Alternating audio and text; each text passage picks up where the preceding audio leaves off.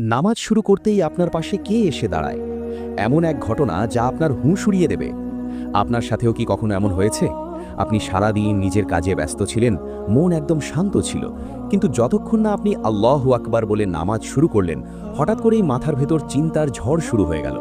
যে ভুলে যাওয়া কথা, যে জরুরি কাজ, যে পুরনো স্মৃতিগুলো সারাদিন যেগুলো মনে পড়েনি, ঠিক সেই সময়ই কেন মনে পড়তে শুরু করে?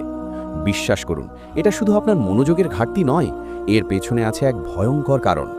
ইসলামে, বিশেষ করে হাদিসে, এই ঘটনাটির স্পষ্ট উল্লেখ রয়েছে। এটা কোনো কাকতলীয় বিষয় নয়, বরং একটি পরিকল্পিত ষড়যন্ত্র।